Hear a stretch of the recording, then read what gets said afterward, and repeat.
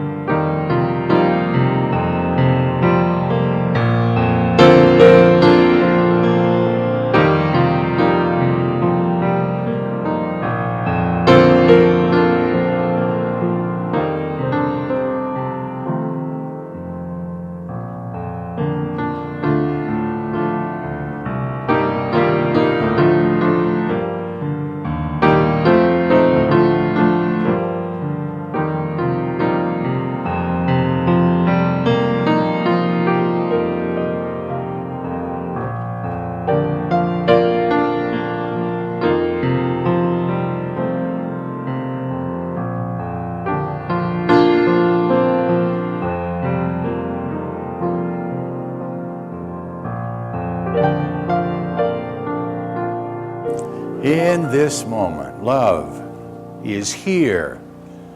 Peace is here. Truth is here. God is here. And we take a moment and acknowledge that presence flowing in and through us, reaching out and changing our world. This day, we come together and choose to be open and receptive and responsive to His instruction and guidance. This day, we come together in joy to worship, to sing and to pray in the name, in the nature, in the power of the Christ. Amen. The Daily Word, is our monthly publication. It has a reading for every day, a prayer for every day. It's a valuable tool that you can use in your daily life. And today's Daily Word is talents. And it's going to be read for us by Donna. Good morning, everyone. I boldly share my spiritual gifts. Jesus' parable of the talents expresses the spiritual law of increase. If I let fear or self-doubt prevail, I become like the servant who, upon receiving 1 talent from his master, buried it. When the servant returned with nothing more than the same 1 talent, his master took even that gift away. I choose to live boldly in faith rather than fear, like the 2 other servants in Jesus' parable, who did not diminish, hide, or hoard their talents, but wisely invested all they were given. Like these faithful servants, I explore exciting and creative ways to express and share my spiritual gifts for the greatest good of all. As I honor my God-given talents, even greater gifts are revealed to me, and my joy and prosperity multiply. And the Bible verse is, "You have been trustworthy in a few things. I will put you in charge of many things." Matthew 25:23.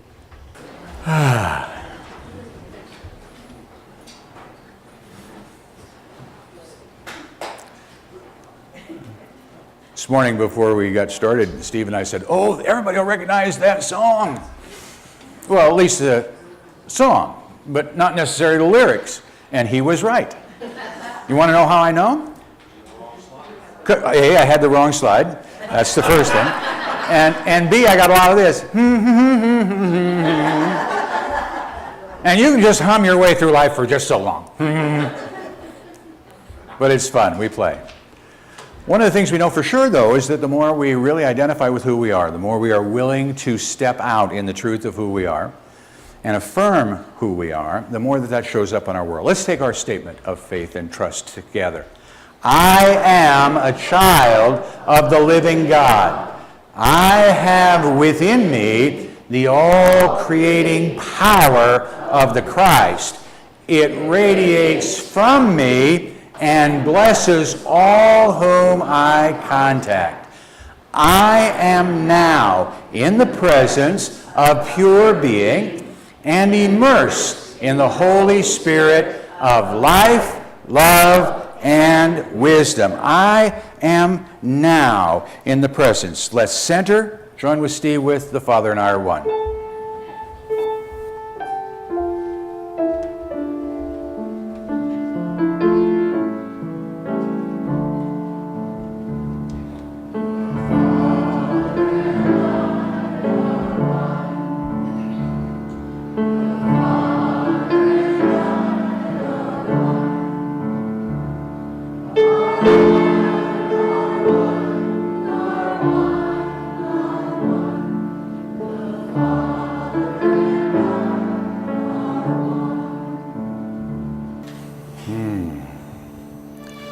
And having spoken these words of the truth of us,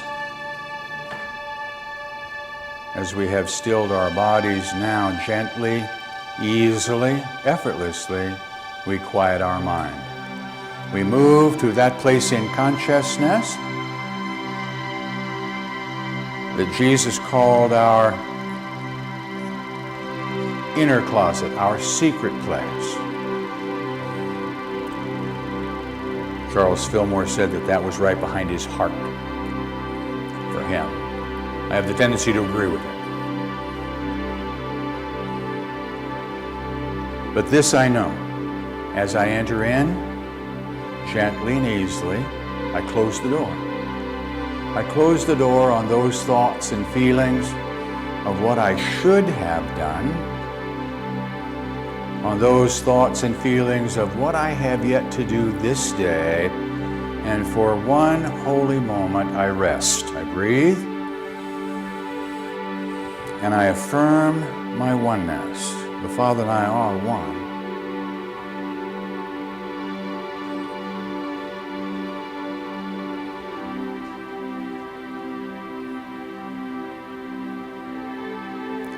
Here in the stillness, I listen. For in my prayers I am learning to ask, knowing that all prayers are answered. And here in the stillness, in the quiet, in the silence, answers come. For you, it may come in the form of words. The vibration of the music.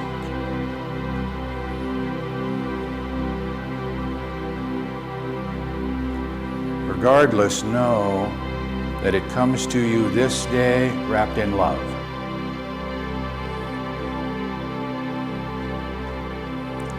And today, in this moment, I reach out and I claim these gifts that come to me.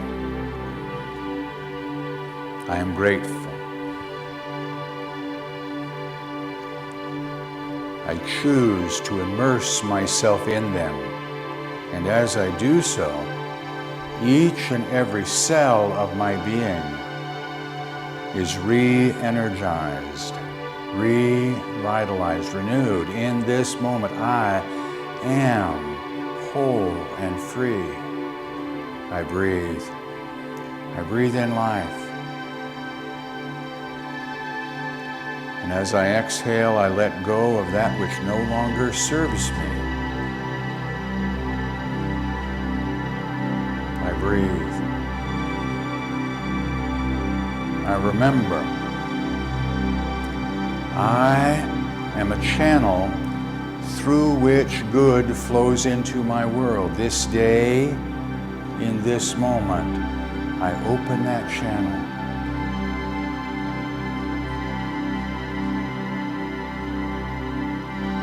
Having freely received, I freely give. These gifts that have come to me, I know, enough for me, enough to spare, enough to share. They flow from me right now into this room. They join with other thought of like mind. They touch each and every one of God's children.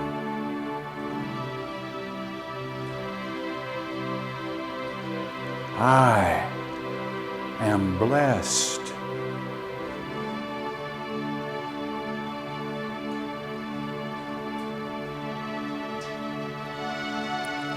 I choose to be a blessing. This flow continues through me, from me, into our community, wherever that may be this day, touching each and every one of God's children,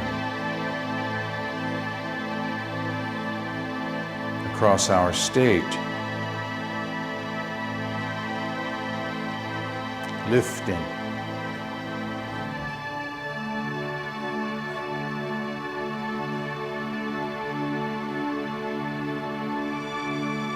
allowing God's children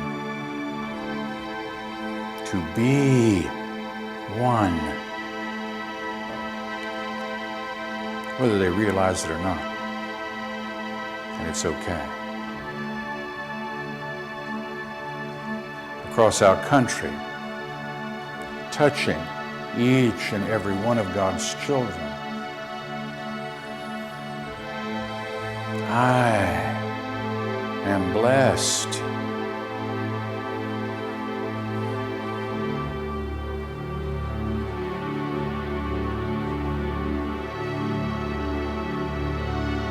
From me, through me, around my world.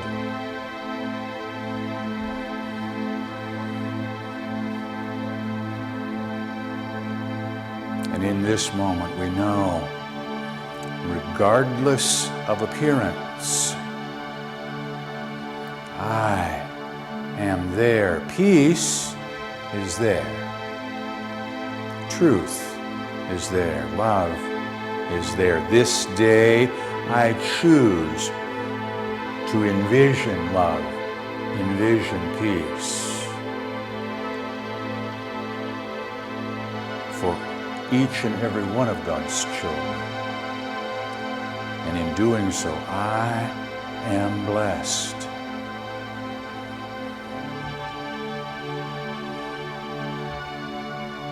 Around our world, throughout our universe, touching each and every one of God's children and remembering the truth of us, that in God we are never separate one from the other. This day we remember and know that somewhere, somewhen, someone is saying, thank you, thank you, thank you for the very gift that you have sent. Is exactly what I needed in this moment. I am grateful. That gratitude swells up and returns to you, the circle of life, whole and complete. I am blessed. I rest. I hold to this truth for one holy moment.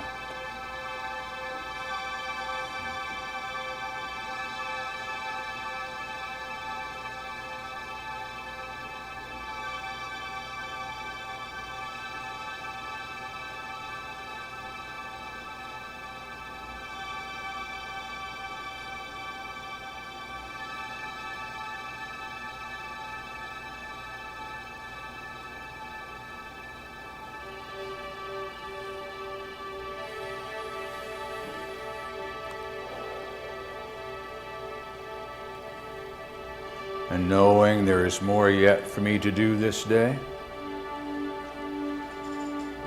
holding to this experience we have just shared, gently, easily, I bring my attention back to this now, to this when, to this place. I am blessed, and in that blessing, I join with you and pray as Jesus, our elder brother, has taught us when he said, "As for you, pray therefore in this manner."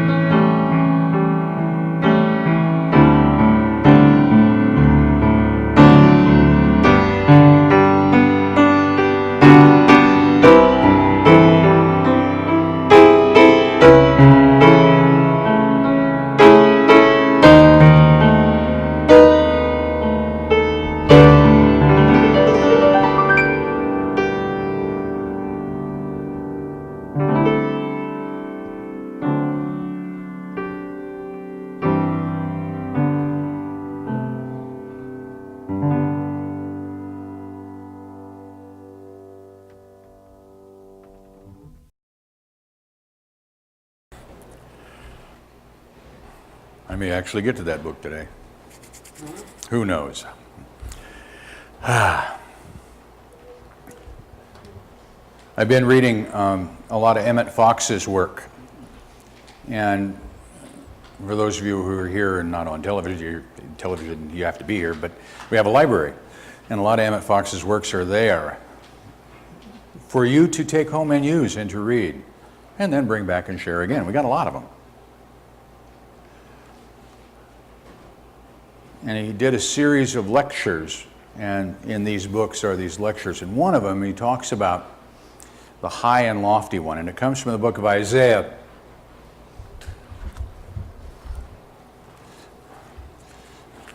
Old Testament's got a lot of chapters. Isaiah 57 and 15. For thus says the high and lofty one who inhabits eternity, whose name is holy, whose abode is high and holy. What Isaiah is trying to tell us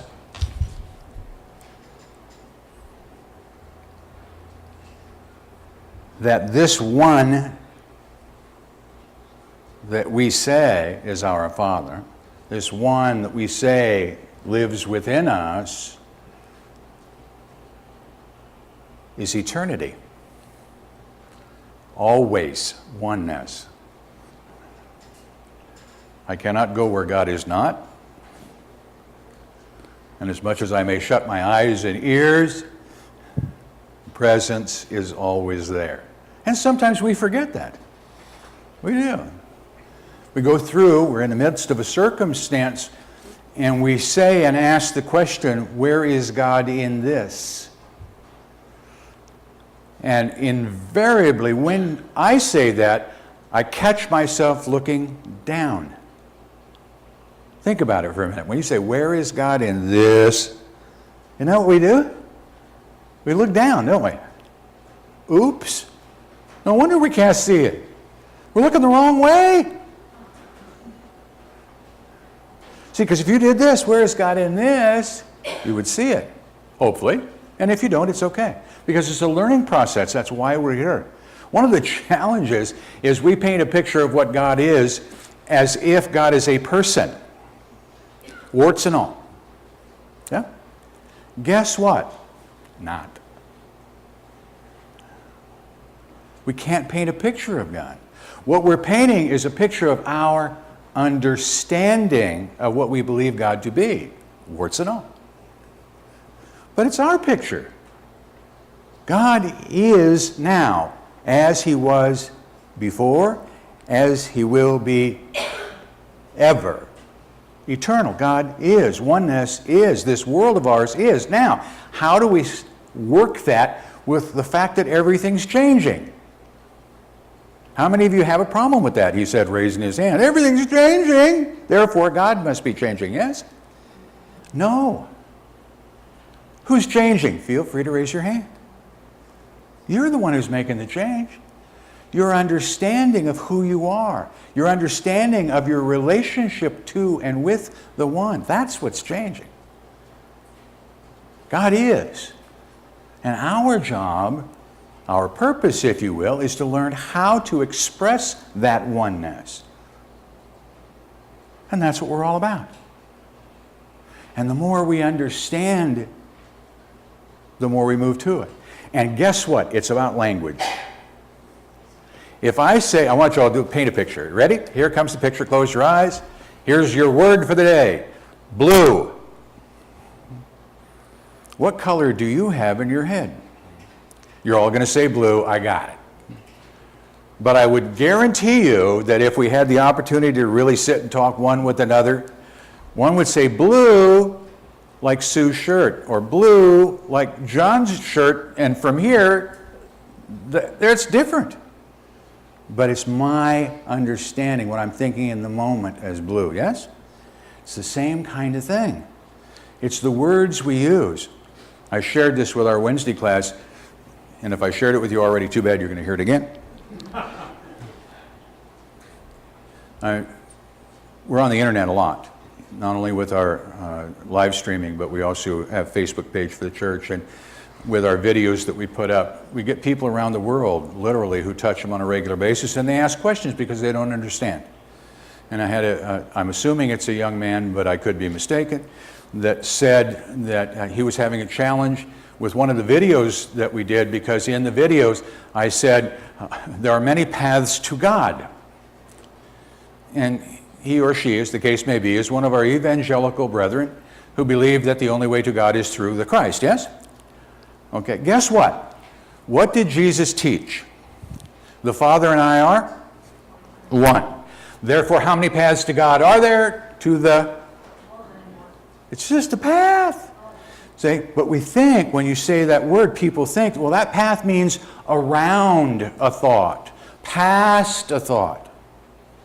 So it's just a misunderstanding in terminology. And it's okay.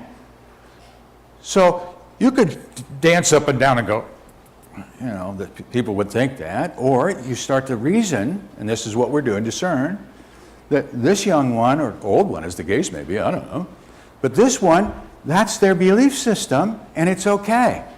And I can honor that, and in my response to this one, which I haven't done yet, what I'm going to point out is that because of where he is, Jesus said, the Father and I are one. We say it all the time. You just did. The Father and I hope he was talking to you when you said that. The Father and Rob were one. No, well, yes, but no, the Father and I are one. Yeah? That's the truth. That's what Jesus taught. Therefore, any path to God includes that statement, does it not? But I understand I'm speaking logic. Don't confuse me with the facts. My mind is made up. And see, there is part of the challenge that we face, you and I, in thinking about our relationship to God and who we are. Is we buy into what's coming at us, and then we think we have to defend our position. Oh, yeah. Has anybody besides me used the well, oh, yeah defense in the last week? Huh? Using the word defense on purpose, because something shows up in your life and you think you need to defend it. This is who I am. Guess what?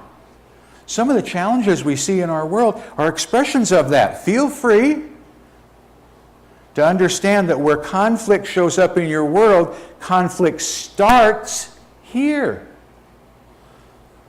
You have your own version of Hamas and Israel, but only in the form of conflict and conflict of ideas, conflict of belief. And so, of course, it's going to show up in our world. That doesn't mean I did it, although I'm willing to take the blame. Thank you very much. No, because there's not blame or guilt. It's just stuff. God is. This is part of the process of God's children, is learning how to express that truth. And we're going to see challenges in the meantime until we get a head right.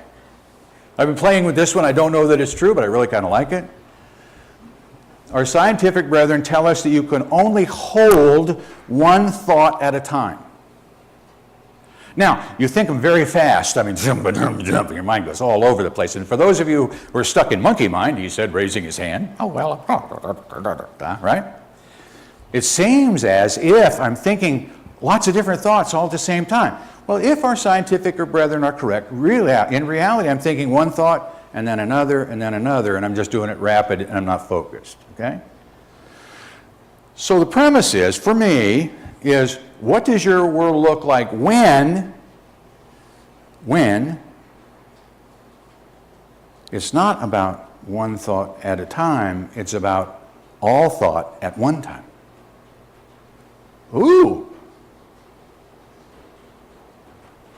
Well, how many minds are there? Feel free to say. One. One power, one presence, one mind. I just tap into it, yeah? So if I'm thinking all thought as one, how powerful am I? Right? But we don't believe that. We don't think we can do that. And it's okay that we don't think that yet. We will. We'll get there. It took us, this human experience as we understand it, years and years and years just to get to the thought, thou shalt have no other God before me. There's some people that still don't hold that one. Right? They don't, and it's okay. It took another 1,000 years or so to get to the notion the Father and I are one, you and I are one. 2,000 years later, 2,100 years, give or take a week in either direction, we're still arguing that one. Some of us are slower than others, that's all I can tell you. We just are. And it's okay, because that's part of the process, is learning how to recognize the truth of who we are and live from that truth. That's when we're in the presence of God, that high and lofty one. Okay? That is eternity. It's so hard when you look around you and you say, but I keep seeing this whole notion, this cycle of life and death. That's what my world looks like. Okay.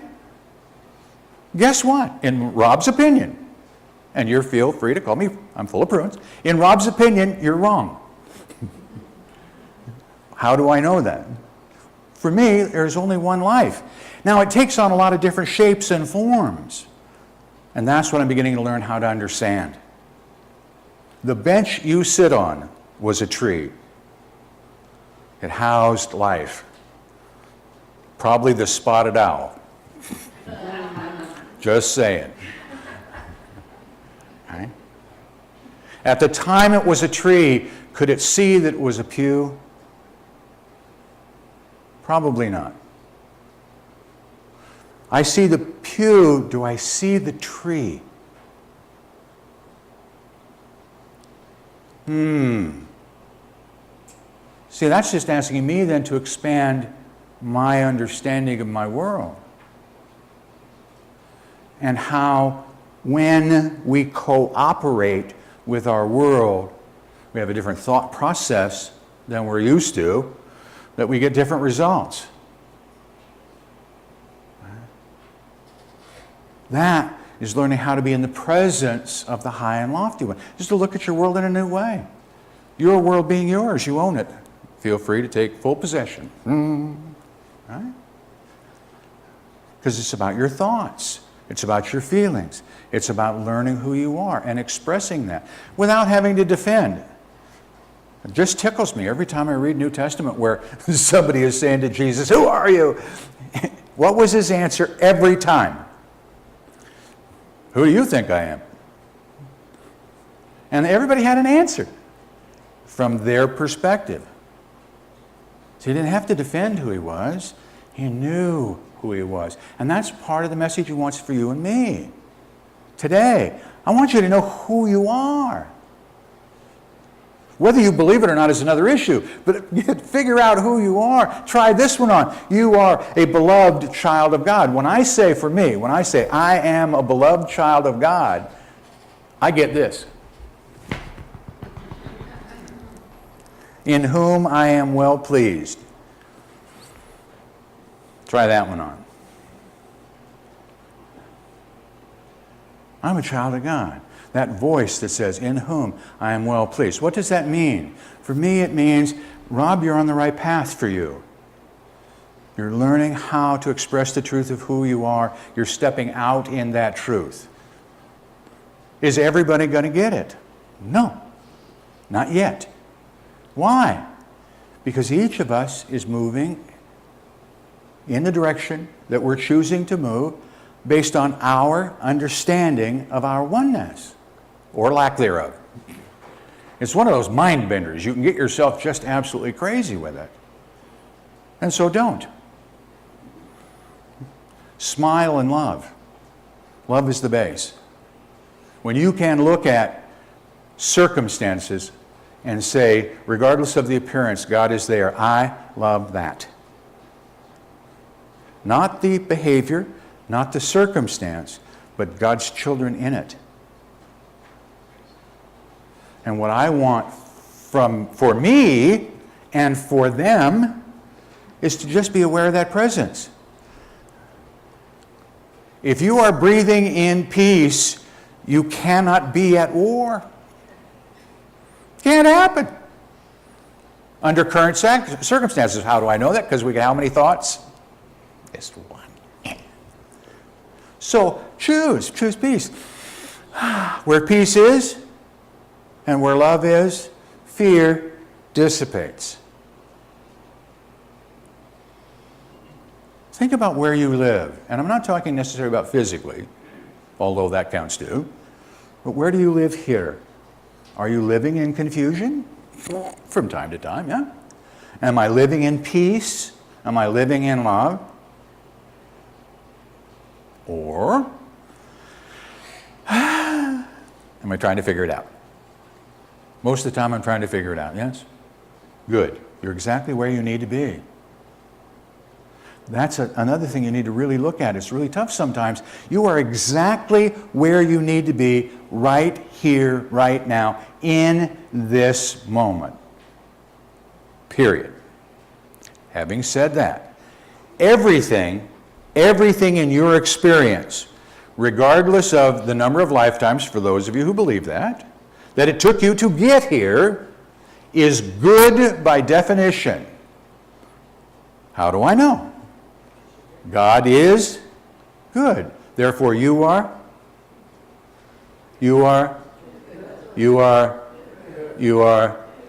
Oh, come on, you mean it. You are.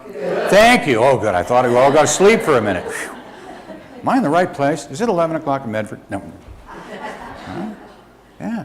But we have to mean that. And that's the problem is I have my own list of all the reasons that statement isn't true, right? But Rob, if you only knew, and then you have a list. Guess what? If you ever saw my list, we could trade. Probably about the same length. Just different experiences. But the truth is, as I'm learning it, that everything that got me to where I am right now is good. I'm still learning how to change the label on it. I got that. But part of it is remembering that God is perfect, God is good, God is all right now, always has been, always will be. So anything other than that, oh, darn, that's on me. Breathe. See, every time you get a thought that you go, and some of you did that, yay! Just breathe for a minute. Breathe. And let it out. Why? Because you're breathing in life. And you need to relax. I've shared this with you before, and it just tickles me. How many of you hold your breath way too many times? If something shows up in your world, you don't even think about it. But you had an idea that hits you, the first thing you do is go, you hold your breath. Any circumstance that shows up unexpected, the first thing you do is, and hold your breath. Breathe. Just breathe. See, when you breathe, your head starts to slow down. And you're giving yourself time to reflect. And instead of reacting to a circumstance, I can now respond to it. Now I'm back in charge. Yay! I can choose how I'm going to respond. Now, I can respond badly. We all do from time to time, yes? Or I can choose to respond differently this time. This time I choose to respond to this circumstance with love. This time I choose to respond to this circumstance understanding that this is one of God's children, if I'm in a relationship issue of one kind or another, that's just expressing the truth of who they are. Badly in my opinion, but only in mine. I need to honor them and love them through it. I change my thinking. Oh, there's that thought piece again. That allows me then to remember who I am and to know who they are as well. First things first, get right with who you are. I am a beloved child of God. Together? I am a beloved child of God. Breathe. I am a beloved child of God. Again. I am a beloved child of God. Breathe. That's the truth of you. Take that child, hold that picture, and to that child say, I love you. Together? I love you. Beloved child of God. I bless you. Together? I bless you. Beloved child of God. I appreciate you. Together? I appreciate you. Beloved child of God. I behold the Christ. Together? I behold the Christ. In that moment, you are expressing the presence of the high and lofty one. Namaste. Thank you for listening. Please feel free to pass this message along to your friends and family. You can obtain additional audio tapes or CDs by visiting our website or by calling our office at 541-772-6902. We invite you to join us in prayer. We know that prayer works, and now you can send your prayer request to our prayer team here at Christ Unity Church by using the form on our website. The activities, programs, and services of this ministry are presented on a love offering basis. All gifts, regardless of size, are gratefully accepted. You may participate either by sending your gift to Christ Unity Church, 540 North Holly Street, Medford, Oregon, 97501, or by visiting us on the internet at www.unitymedford.org.